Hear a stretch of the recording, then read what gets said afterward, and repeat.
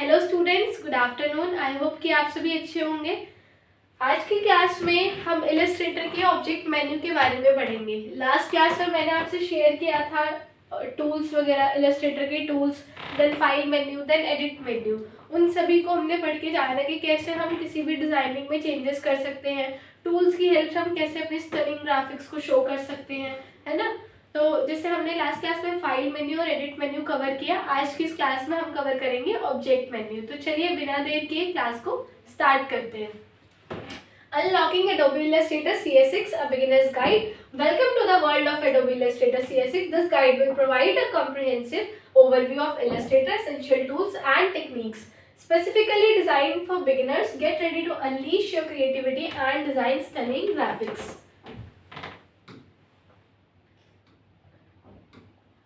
Object menu में जो हमारे सबसे पहले ऑप्शन होता है वो होता है ट्रांसफॉर्म। ट्रांसफॉर्म एक ऐसा ऑप्शन है जिसकी हेल्प से आप किसी भी डिजाइन को इजीली क्रिएट कर सकते हो, लाइक रोटेट करना, स्क्यू करना, मूव करना, ये सारे ऑप्शंस हमें ट्रांसफॉर्म के अंदर मिलते हैं। तो चलिए देखते हैं। Transform objects shaping your vision. First is scaling, rotating and skewing. Use the transform panel to resize, rotate and skew your objects. You can also apply these transformation individually to each element in a selection using the transform each option. Transform की help से हम क्या क्या कर सकते हैं, आपने देखा है यहाँ पे हम उसमें रिसाइज कर सकते हैं। लाइक अगर आपने कोई भी ऑब्जेक्ट बनाया तो फिर आप उसको कॉर्नर से रिसाइज कर सकते हो, उसका साइज छोटा और बड़ा करना। सेकेंड इज रोटेट कर सकते हो, कोई भी ऑब्जेक्ट है अगर आपको उसको रोटेट करना है तो you can rotate it. Next है स्क्यू करना। स्क्यू मीन्स होता है जो भी हमारा शेप है ना उसको आप थोड़ा सा बेंड दिखा सकते हो। जैसे रेक्टेंगल शेप है तो इसको इस तरीके से बेंड दिखाना।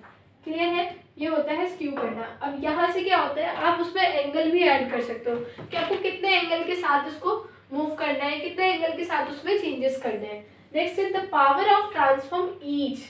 This unique feature lets you alter each element within a selection independently.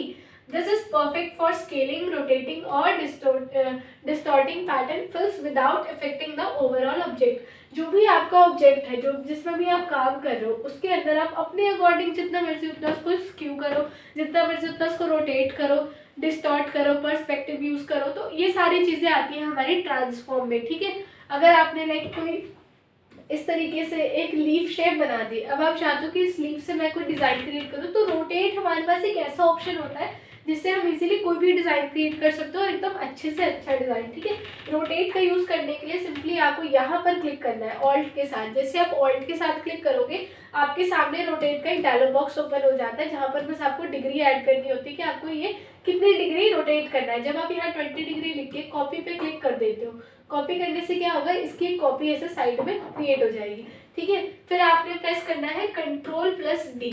Ctrl+D से क्या होता है, ट्रांसफॉर्म अगेन। जो भी आपने लास्ट ट्रांसफॉर्म यूज किया है, चाहे वो रोटेट हो, चाहे वो साइज का हो, चाहे वो स्क्यू का हो, तो Ctrl+D से जो भी हमारा लास्ट ट्रांसफॉर्म होता है वो रिपीट हो जाता है।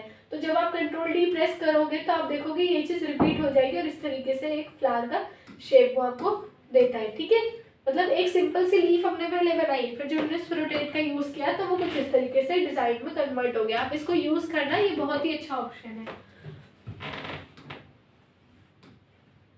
नेक्स्ट है इसमें arranging objects, controlling the order. First is tracking order.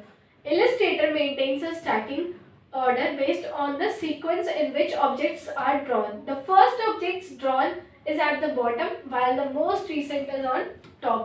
Means क्या होता है, जब भी हम कोई ऑब्जेक्ट बनाते हैं, फॉर एग्जाम्पल आपने एक रेक्टेंगल शेप बनाई, देन आप एक सर्कल बना रहे हो। पहले आपने रेक्टेंगल बनाया, फिर आपने सर्कल बनाया, तो सर्कल कहाँ पर होगा, टॉप पे, जो पहले बनाया वो पीछे होगा।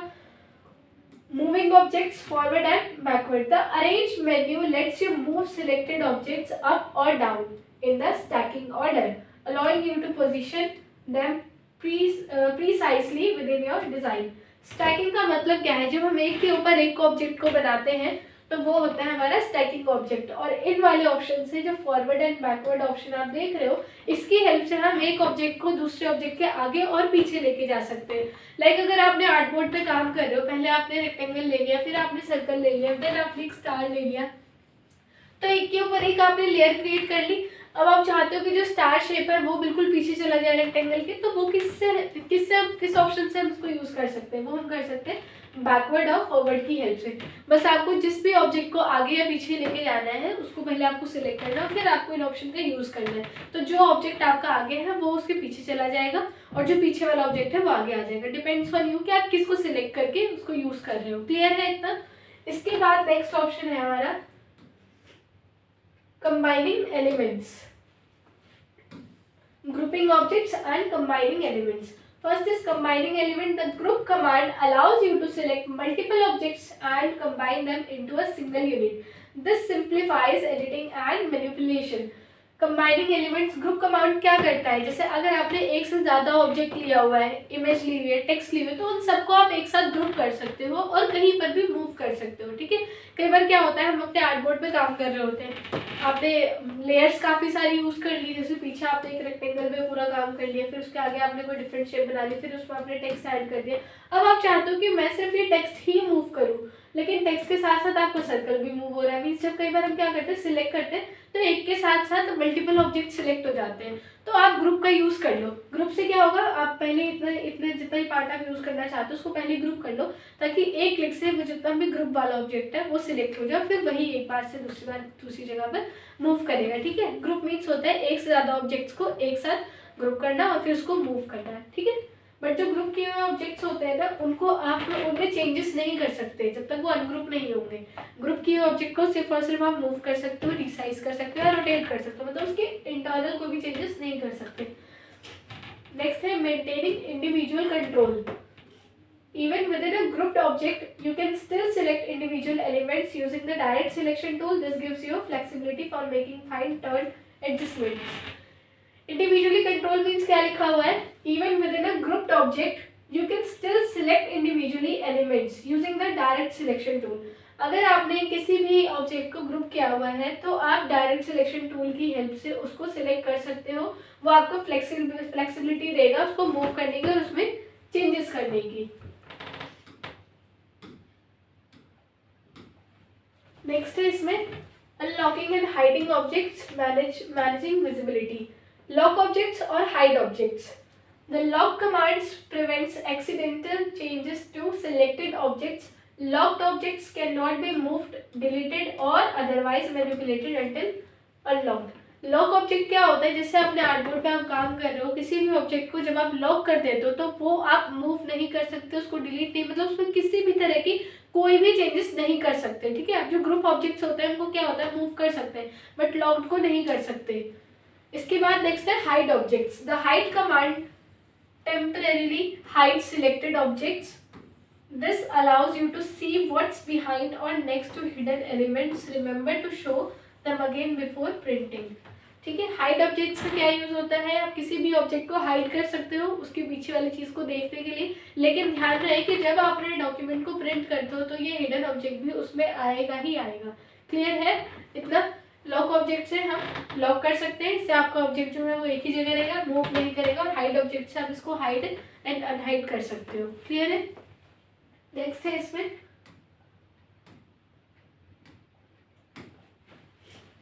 Expanding and flattening, transforming appearances, expand appearance and flatten transparency. This powerful command turns brush strokes into editable objects, allowing you to fine-tune their appearances and shape. You can also use it to convert graded fills into blended stroke with the mask.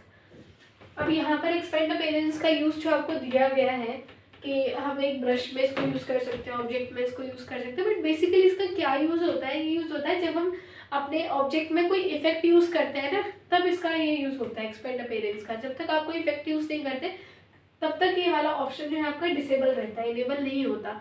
तो like आपने कोई object बनाया और आप चले गए effect पे जाके आपने इसमें शेडो ऐड कर दिया, तो आप देखोगे एक्सपेंड अपीयरेंस का ऑप्शन आपका ऑन हो जाता है। ठीक है, एक्सपेंड अपीयरेंस पे जब आप क्लिक करोगे तो आप देखोगे कि जो आपकी ऑब्जेक्ट है और जो आपका शेडो है पीछे वाला वो दोनों अलग अलग हो जाएंगे, ये अपीयरेंस शो करेगा जो तभी आप एक्सपेंड करोगे। ठीक है, नेक्स्ट है flatten transparency. Use this command to remove transparency from an object making it 100% solid. The preserve alpha transparency option ensures that transparency is maintained. Flattened transparency जब यूज़ होती है जब आप अपने शेप या टेक्स्ट में कोई भी चीज़ यूज़ कर लेते हो। फॉर एग्जांपल आपने कोई इफेक्ट यूज़ कर लिया, अब आपने इफेक्ट से अपने शेप को अलग अलग कर लिया, शेप अलग हो गई और इफेक्ट अलग अलग हो गई, तो उस शेप में कहीं ना कहीं वो इफेक्ट का एक ट्रांसपेरेंसी रहता है। तो इस ऑप्शन को यूज़ करके आप उसमें से वो सारी चीज़ों को रिमूव कर सकते हो, सिर्फ आपको ऑब्जेक्ट ही दिखाई देगा, बिल्कुल 100% सॉलिड रूप में वो आपको शो करेगा।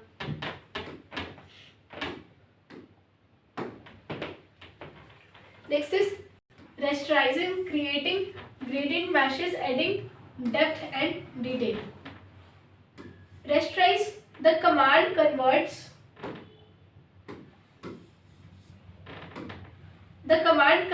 PostScript image into bitmap image, thus allow you to apply certain filters and effects that are not available for vector images.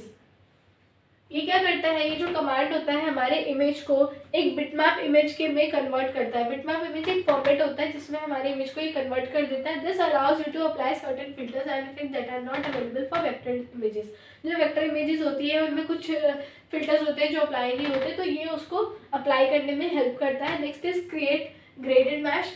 This feature lets you create a customizable grid for your gradient.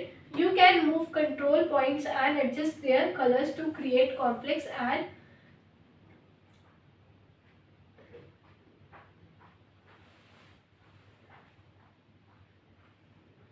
gradients. Create gradient mesh की help से जो हमारे shadow effects होते हैं, जब आप अपने object में से शेडो को अलग कर देते हो ना, तो आप देखना कि ग्रे कलर में आपको शेडो शो करती है, और फिर उसी में ही आप ग्रेडेड मैश का यूज़ करना। तो आप देखोगे कि जब आप इस पर क्लिक करोगे तो आपसे पॉइंट्स पूछता है कि आपको रो एंड कॉलम में कितने पॉइंट्स चाहिए। जब हम 4 का सेलेक्ट करके ओके कर देंगे तो आपके उस शेडो इफेक्ट में से 4 पॉइंट्स ऐसे आ जाएंगे और 4 पॉइंट्स ऐसे वर्टिकली में भी आ जाएंगे। उन पॉइंट्स को ऐड करके, मतलब उन पॉइंट्स में चेंजेस करके आप उस शेडो को ही कोई डिफरेंट इफेक्ट दे सकते हो। क्लियर है? नेक्स्ट है इसमें path manipulation, precise control over shapes. Path manipulation. The path menu offers a variety of tools for precise path manipulation such as overarranging selected points, joining points and offsetting path. Path manipulation के अंदर ना कई सारे options मिल जाते हैं। जैसे पहला हमें मिलता है join path का, फिर हमें मिलता है offset path का, फिर हमें और भी options मिलते हैं जैसे divide objects below, add anchor points, delete anchor points। तो ये जब हम यूज़ करते हैं जब हम किसी पाथ पे काम कर रहे होते हैं, जैसे आपने पेन टूल लिया और आपने एक पाथ क्रिएट कर लिया पॉइंट्स को ऐड कर करके, ठीक है, तो उसी में ही आप चेंजेस कर सकते हो। अगर आपको उस पाथ को कर्व की जगह स्ट्रेट में रखना है तो जितने भी पॉइंट्स आपने उस पाथ को बनाने के लिए लिए वो उसको कर्व की जगह एक स्ट्रेट पॉइंट में कन्वर्ट कर देता है। या फिर अगर आप ऑफसेट पाथ का यूज़ करते हो तो आप देखोगे ऑफसेट पाथ में क्या होता है, उसकी एक और लेयर आ जाती है, जैसे डुप्लीकेट लेयर। तो जो भी आप बना रहे हो उस पाथ में चेंजेस करने के लिए हम इन ऑप्शंस का यूज़ करते हैं। अगर आपको एंकर पॉइंट्स ऐड करने हैं तो आप देखोगे जो हमारे पॉइंट्स होते हैं जो हमने पहले बनाने के लिए यूज़ किए थे अपने पाथ को, वो पॉइंट्स को आप यहाँ से इंक्रीज कर सकते हो या फिर डिलीट एंकर पॉइंट से डिलीट कर सकते हो। Next is outline and slice. You can outline a path to create a stroke और slice object to fit within the shapes of the selected path. Outline and slice, इससे क्या होता है कि जो भी आपने पाथ क्रिएट किया है उसी की आउटलाइन को थोड़ा और ये बोल्ड दिखाता है और आउटलाइन को बिल्कुल प्रॉपर वे में शो करता है। नेक्स्ट है इसमें blending and envelope distorting, creating smooth transitions and effects. First is blending object. The blend feature allow you to create intermediate shapes between two objects, creating a smooth transition from one shape to another. Blending objects का जब भी हम use करते हैं तो हमारे artboard पे at least 2 objects होने चाहिए। ये कभी भी सिंगल ऑब्जेक्ट में यूज़ नहीं होता, इसके लिए आपके पास 2 ऑब्जेक्ट होने चाहिए। फॉर एग्जाम्पल एक तरफ मैंने ले लिया है सर्कल और एक तरफ मैंने ले लिया है रेक्टेंगल। तो जब आप इन दोनों ऑब्जेक्ट्स को आपस में ब्लेंड करोगे तो आप देखोगे ये जो शेप है सर्कल से कन्वर्ट होती चली जाएगी रेक्टेंगल में और आपस में एकदम स्मूथ लुक ये देता है। और ये सिर्फ 2 शेप्स में ही, मतलब और भी चीज़ों में यूज़ कर सकते हो आप इसको। फॉर एग्जाम्पल आपने एक तरफ ले लिया है स्पाइरल और एक तरफ आपने ले ली है लाइन, तो जब आप इसको ब्लेंड मोड में यूज़ करते हो तो आप देखोगे स्पाइरल कुछ ज़्यादा ही ऐसे ऐसे ऐसे करके मूव हो जाएगी और बिल्कुल इस वाले पॉइंट तक इस तरीके से ही आ जाएगी, ठीक है। और ये काफ़ी अच्छा डिज़ाइन क्रिएट करती है एंड में। बट आपको डिफरेंट कलर्स चूज़ करने होंगे, जैसे लाइन का आपने ब्लू कलर चूज़ कर लिया, स्पाइरल का आपने ग्रीन कलर चूज़ कर लिया। ब्लेंडिंग ऑब्जेक्ट से बहुत सारी चीज़ें बना सकते हैं और इससे हम काफ़ी तरह की डिज़ाइनिंग क्रिएट कर सकते हो। ये बहुत अच्छा ऑप्शन है। Next is envelope distortion. Use this command to creatively distort objects. You can achieve various effects by using predefined shapes, path, or by applying distortion based on the influence of another object. Envelope distortion में हमें मतलब options मिल जाते हैं जिससे हम अपनी shape को different shape में कन्वर्ट कर सकते हैं, या फिर हमारा कोई ऑब्जेक्ट है, कोई टेक्स्ट है ना, तो आप उसको कर्व में, स्ट्रेट में, अलग अलग वे में इसको चेंज कर सकते हो. आपको प्री डिफाइंड ऑप्शन यहाँ पे मिल जाते हैं काफ़ी सारे एनवेलप डिस्टोर्शन के. नेक्स्ट है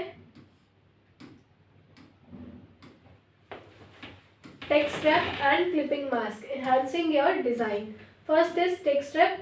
This feature allow you to wrap text around objects, creating engaging visual effects. You can control the distance between the text and the object for a customized look. Text rap का use कब होता है, आप देख सकते हो यहाँ पर आपको एक एग्जांपल शो कर रहा है टेक्स्ट रैप का.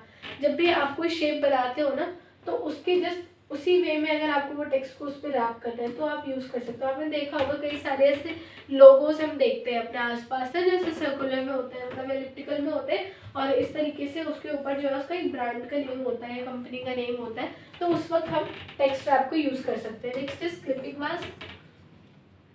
Clipping mask, like a mat, reveal only the portion of an object that lies within its parameter. This creates precise cutouts or mask area in your design. Clipping mask का use हम जब करते हैं, जैसे for example यहाँ पे मैंने एक एलिप्स ले लिया, अब इसके अंदर ना मेरे को एक इमेज इंसर्ट करनी है. अब ये जो इमेज है ये कैसे में है, रेक्टेंगल पोर्शन में है, बट मैं चाहती हूँ कि जो इमेज है ये सर्कल में फिट हो जाए. तो आपने क्या करना है, इस इमेज को पीछे रखना है, सर्कल को आगे रखना है, दोनों को सिलेक्ट करके क्लिपिंग मास्क का यूज़ कर देना है, तो वो जो इमेज है वो सर्कल में फिट हो जाएगी. तो ऐसे कई सारे ऑप्शंस हैं अभी हमारे ऑब्जेक्ट में. आई होप कि आपको आज की क्लास समझ में आई हो, एंड ये ऑब्जेक्ट मेन्यू के ऑप्शंस को यूज़ करके आप अपने डिज़ाइनिंग में काफ़ी स्टनिंग लुक दे सकते हो. Thank you so much.